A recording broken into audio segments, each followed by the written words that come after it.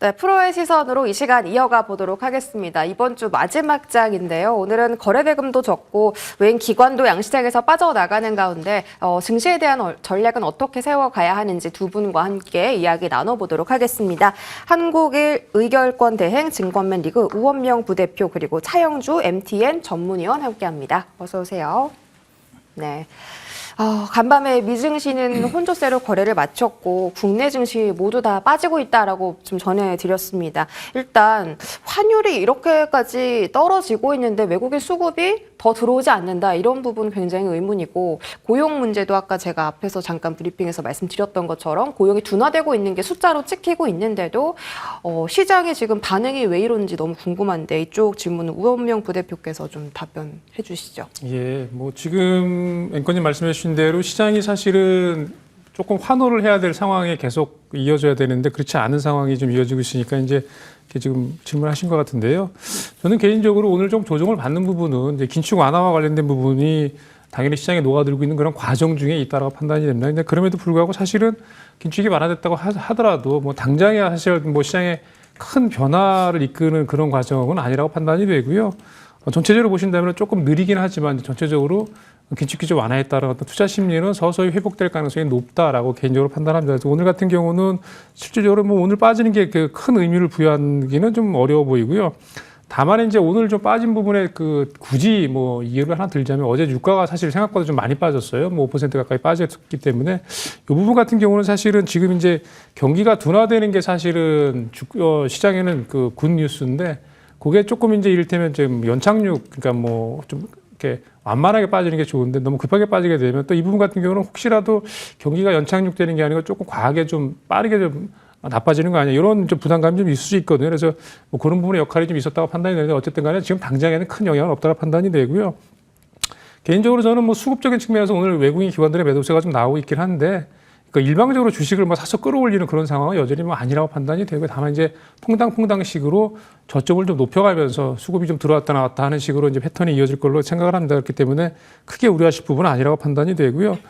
지금 상황에서 보신다라고 친다면은 시간이 갈수록 연말을 갈수록 어떤 시장 모멘텀이 이게 사실 지금 같은 경우는 앞서 앵커님 말씀 주신 그런 내용 이외에 특별한 모멘텀이 좀 없거든요. 이미 4분기 실적이 대부분 다 이제 오픈이 됐고 뭐 그런 약간 공백기 있다고 판단이 되는데 연말을 갈수록 개인적으로는 또 시장의 어떤 긍정적인 흐름에 대한 모멘텀이 갈수록 좀 강화될 가능성이 높겠다 이렇게 말씀드려보겠고요. 그런 맥락에서 본다고 하신다면 차라리 지금 같은 상황에서 조금 조정을 받는 기간 동안에 주식을 좀 탐색을 하고 괜찮은 종목들을 좀 사볼 그런 어떤 기회로 보는 게 맞다고 판단이 되고요. 이제 그런 맥락에서 내년 같은 경우는 이를테면 하반기로 갈수록 마찬가지고 실적 컨센서스가 좀 올라오는 업종 대표적으로 반도체와 헬스케어를 말씀드리겠는데요.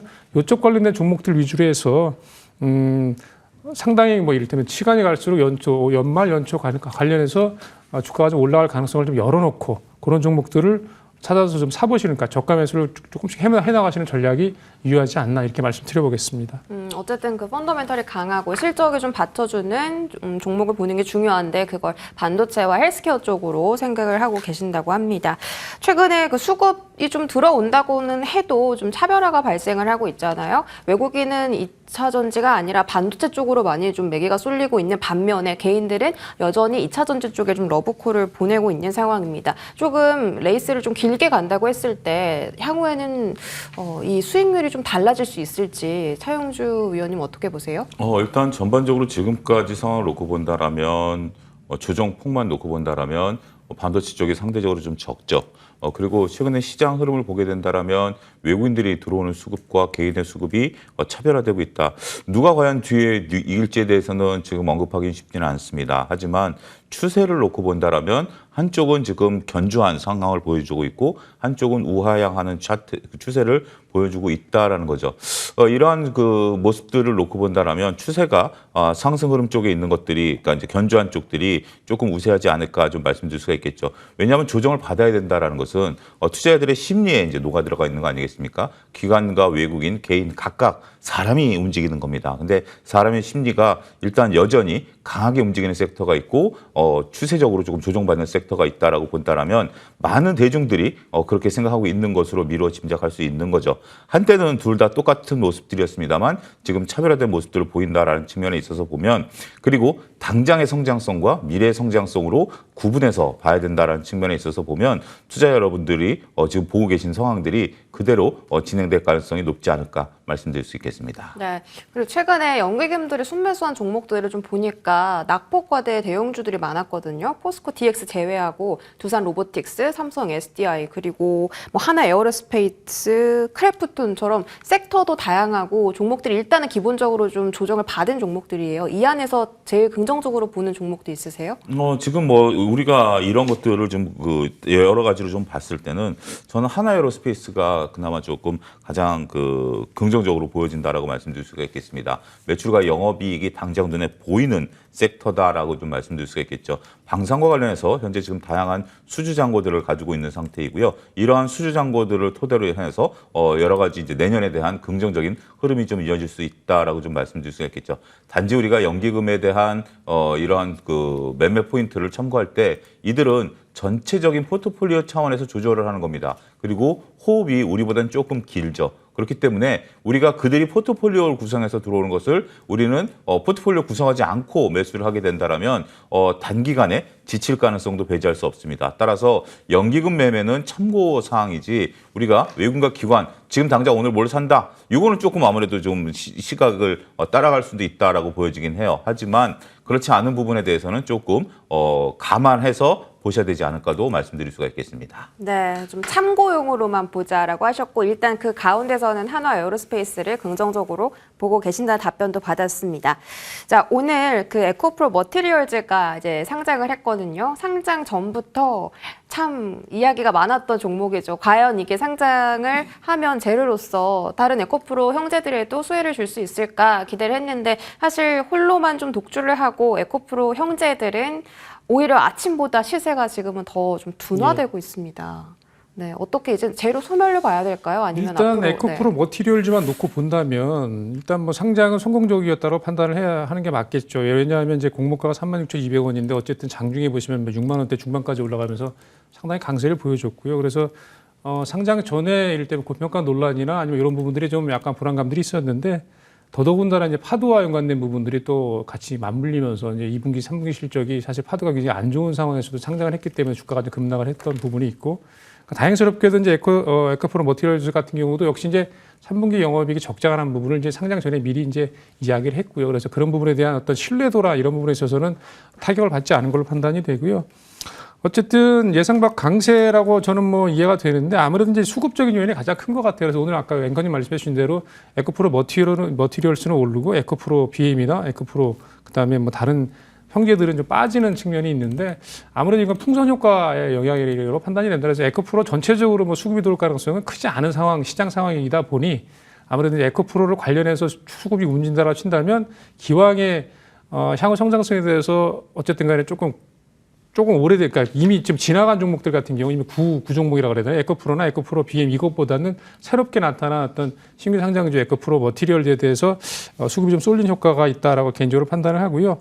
뭐 그럼에도 불구하고 이제 에코프로 머티리얼 값을 좀 보는 그 입장에서는 사실은 지금 상황에서는 뭐 주가가 오늘 좋기는 하지만은 아무래도 저는 개인적으로 상장과 연관된 단기 이벤트성의 어떤 주가 흐름이 조금 녹아든 부분이 있다라고 개인적으로 판단을 하고요. 다만 이제 중장기적으로 에코프로 머티리얼스의 그 기업 가치를 좀 가늠하실 때 봐야 될 게 상장 전에도 뭐 내용들이 다 나와 있지만 이미 매출 비중이 전구체이긴 합니다만은 관계사 비중이 굉장히 높습니다. 그러니까 형제들을 통해 가지고 매출을 주로 일으키는 지금 구조이기 때문에 그러니까 이 부분의 어떤 매출 다변화를 어떻게 이루어 갈 것인가가 사실은 에코프로 머티리얼스의 어떤 성장성의 가장 큰 중요한 요인인 것 같아요. 그러니까 이 부분을 좀 눈여겨 보시면서 이 회사의 기업 가치를 좀 가늠해 보시는 게 좀 맞지 않나 이렇게 말씀드려보겠습니다. 네, 단기성 이벤트일 수 있다. 만약에 지금 에코프로 그 머티리얼즈에 들어오는 수급이 새로운 수급이 아니라 에코프로 그룹주 안에서 분산된 것이라면 지금 에코프로 자체는 그 주식 자체는 이제 지주사 성격으로 조금씩 바뀌어간다라고 봐야 될까요? 뭐 아무래도 그런 영향이 좀 있다라고 판단을 해야 되겠죠. 아무래도 이제 수급적인 맥락에서 보신다면 뭐 오늘 같은 경우는 사실 에코프로 주가는 좀 많이 밀리고 한 5% 정도 밀리고 있잖아요. 그래서 그러니까 이런 부분에 있어서는 전체적으로 뭐 시장 상황도 그렇고 뭐 전체로 수급이 다 들어와서 올려주고 이럴 상황은 전혀 안 되기 때문에 경우에 따라서는 짧게 뭐 머티리얼스로 몰렸던 수급이 또 일시적으로 좀 빠져나가게 되면 역시 또 주가가 좀 밀릴 가능성도 염두에 두시고 대응을 하시는 게 저는 맞지 않나 이렇게 말씀드려보겠습니다. 네. 자, 일단 큰 틀에서 봤을 때는 일단 전문가들은 11월 달에는 코스피가 2,500포인트를 돌파할 수 있다라고 분석을 하고 있습니다. 근데 최근 흐름을 보면 2,500포인트를 좀 뚫어내지 못하고 있잖아요. 그만큼 증시의 모멘텀이 부재하고 있다라고 해석을 할 수도 있고, 최근에는 증시를 받쳐주는 게 대부분은 다 반도체 섹터이기 때문에 다음 주 엔비디아의 실적이 좀 좋게 나온다면 반도체 섹터의 필두로 지수가 2,500포인트를 뚫어내줄 수 있는지 궁금한데요. 소장 차영주 의원님 어떻게 생각하세요? 일단 2,500선 오늘 같은 경우 좀 안타깝다라고 좀 말씀드릴 수가 있겠습니다. 전반적으로 2,500에 대한 시도 아침만 하더라도 좀 하는 거 아니야?라고 좀 봤었는데 오늘 시장의 특징들을 보고 본다라면 중간단에 있는 종목들이 많이 빠져요. 그러니까 이제 대장주들 뭐 2차 전지는 논외로 친다 하더라도 우리가 엔터, 그다음에 게임, 그다음에 이제 뭐 다른 쪽들에 그동안 좀 올랐었던 일부 제약바이오들 이런 것들이 많이 빠집니다. 그러니까 어떻게 보면 삼성전자나 하이닉스 보시는 분들은 지수가 이렇게 약해라고 할 정도로 오히려 이런 쪽들이 지금 뭐 밀리면서 이게 어떻게 보면 허리 역할을 하는 주식들인데 이렇게 허리 역할을 하는 주식들이 빠지기 시작하고 저점을 깨고 내려간다라는 것이 2,500에 대한 생각을 조금 오늘 그러니까 이제 그동안에 이제 그 이소연 앵커께서 말씀하신 거 저도 이제 그 부분에 대해서는 2,500을 오히려 지금 물량을 소화하면서 돌파할 수 있는 거 아니야? 아침만 하도 그렇게 생각을 했었거든요. 그러면서 이제 이 정도 아침에 조금 약한 약밥 정도 시작하니까 이거는 좀 건강한 조정일 수 있겠다라는 생각을 좀 했습니다. 근데 허리단에 있는 주식들이 너무 쉽게 밀리는 것 같아요. 더군다나 제가 MTN에서 지속적으로 말씀드리고 6% 넘게 빠지면 저는 굉장히 좀 낙폭이 커진다라고 말씀드릴 수가 있겠는데 지금 오늘 뭐 엔터 같은 경우 거의 뭐 10% 가까이 하락하는 모습들을 좀 보여주면서 힘이 없다라고 말씀드릴 수가 있겠죠. 훅 꺼지니까 이제 그런 것들이 나타나고 있고 오히려 LCC가 올라가고 있습니다만 이런 것들이 버텨주는 힘들이 좀 약하다라고 봐야 되겠죠. 글쎄요. 하루하루가 다른 것 같습니다.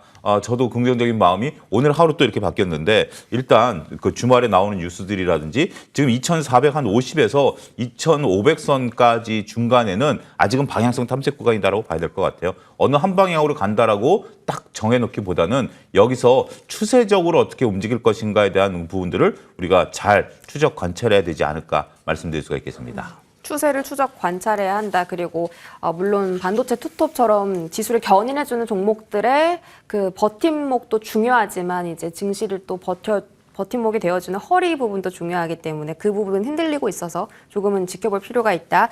이렇게 말씀해 주셨습니다. 자, 오늘장 특징주 살펴보겠습니다. 자, 리노공업 너무 궁금했거든요. 어제부터 시세가 상당히 강합니다. 이게 시가총액이 굉장히 무거운 종목임에도 불구하고 시세가 잘 나와주고 있고 이제 테스트 장비단 안에서 리노공업이 후발주자로 또 출발을 해줄 수 있을까? 코스닥 10위 안에 들어줄 수 있을까? 이런 기대도 있고요. 모바일 쪽 수요도 4분기에는 좀 좋아지잖아요. 예. 이제 AI 쪽 수요는 맞습니다. 계속 늘어나고 있고 좀 긍정적으로 봐야 될 부분인가요? 뭐 아무래도 최근에 움직이는 부분은 그 삼성증권에서 이야기를 했더라고요. 언급을 했었는데 온 디바이스 AI 관련된 기대감이 좀 반영이 되고 있다라고 이렇게 이야기를 했는데 온 디바이스 AI라는 거는 인공지능이 이를테면 이제 우리가 흔히 얘기하는 일반적으로 챗봇 이런 인공지능의 어떤 그런 개념이 아니고 모바일기에 장착된 인공지능을 얘기하는 겁니다. 클라우드 이용할 필요 없이 이제 그 자체로 인공지능을 이용할 수 있는 그런 어떤 부분을 이야기하는 건데요. 아무래도 이 부분 같은 경우는 온디바이스 AI 관련된 시장이 새로 예를 들면 이렇게 형성이 되고 성장을 하게 될 경우에는 상당히 성장성이 좀 높아질 가능성이 높겠죠. 근데 그건 아직 약간의 어떤 예상 쪽에 가까운 부분이라고 판단이 되고요.